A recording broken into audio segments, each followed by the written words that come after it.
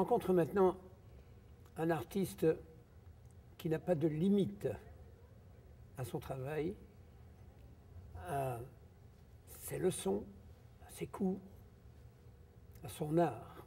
Il s'agit de Denis Jacques. Denis, tu viens à l'instant de faire une démonstration de ton talent, qu'on voit ici au milieu d'ailleurs. Dis-moi, combien de démonstrations fais-tu par année ainsi? J'en fais de façon raisonnable à l'intérieur d'événements quand je suis invité. Par exemple, ici, on était au Symposium de Shawinigan, alors j'en fais une à chaque année au Symposium. Et comme je suis surtout reconnu pour mon volet portraitiste, je fais toujours une démonstration de portrait.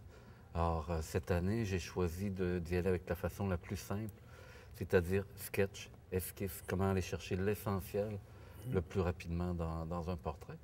Mais c'est le genre de choses que j'aime beaucoup faire parce que on est en public, alors pour une fois, on a du public, alors j'aime beaucoup avoir un peu de... Ça sort l'artiste de sa solitude, hein, de travailler tout seul, et j'aime beaucoup mon métier, j'aime ça en parler.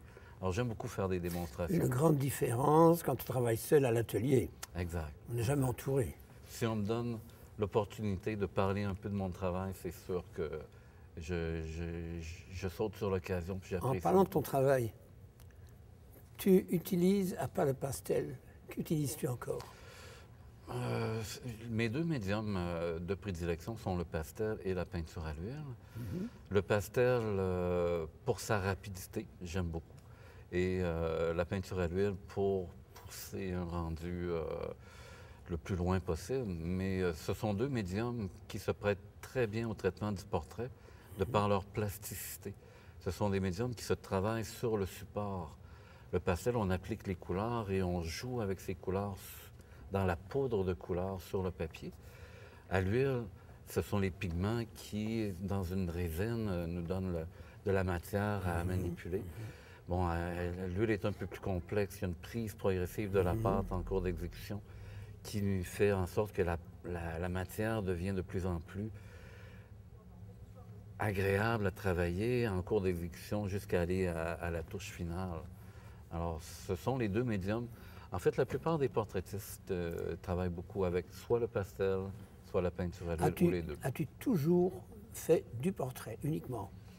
Je n'ai jamais fait que du portrait, mais j'ai toujours fait du portrait. J'ai toujours eu une attirance pour l'être humain. Particulière pour l'être humain. Alors, depuis mon enfance, c'est toujours ce que j'ai voulu dessiner. C'est toujours les personnages, les gens qui m'entouraient, qui m'ont attiré le plus. Mais tu viens de faire, je pense, à l'occasion du 400e, tu viens de faire quelque chose d'assez particulier. De quoi s'agit-il?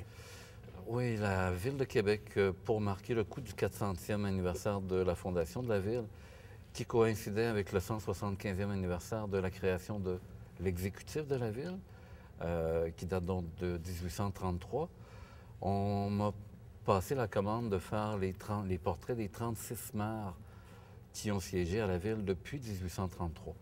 Bon, les délais étaient très courts, grâce finalement à un organisme que j'ai mis sur pied avec une consoeur qui s'appelle Chantal Ouellette. On a créé Portrait International, qui est un regroupement de ce que l'on considère les meilleurs portraitistes disponibles. Donc, on s'est mis à 4 pour remplir ce contrat-là et de faire cette galerie qui est vraiment très intéressante. Parce que il y avait combien de portraits, en fait? 36. 36 portraits. 36. Donc, ce sont des portraits qui ont été faits au pastel.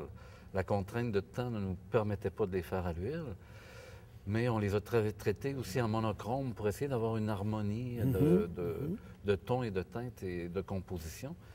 Alors, c'était un beau défi, puis une très belle expérience. Et en même temps, on a le privilège maintenant d'avoir nos œuvres dans le hall d'entrée de l'Hôtel de Ville en collection permanente. Et elles vont rester là, sûrement, ces œuvres-là. Bien, j'espère. Elles devraient être encore là pour le 500e.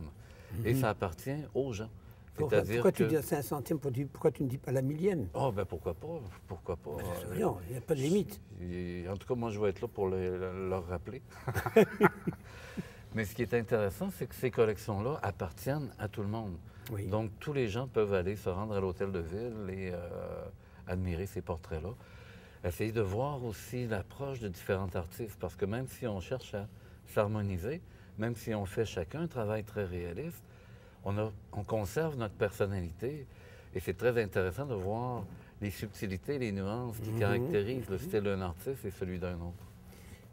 J'ai eu l'occasion de visionner un DVD où tu donnes d'ailleurs un cours très exhaustif, très bien fait, très intéressant. Les gens qui voudraient avoir ce DVD, peuvent-ils l'avoir, peuvent-ils l'acheter, peuvent-ils l'obtenir? Oui, bien sûr. Présentement, on y travaille. Ce n'est pas un DVD qui est disponible sur un grand marché. Par contre, c'est un DVD qui a été commandité, si on veut, par la Société de pastels de l'Est du Canada. À une occasion où j'ai été nommé maître pastelliste.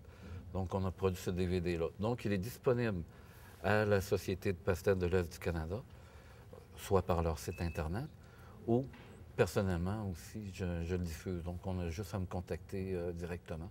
Donc, il n'y a pas d'intermédiaire. Et je dois rappeler aussi que tu as gagné le Grand Prix Socrate à l'Académie. Tu es académicien. C'était formidable.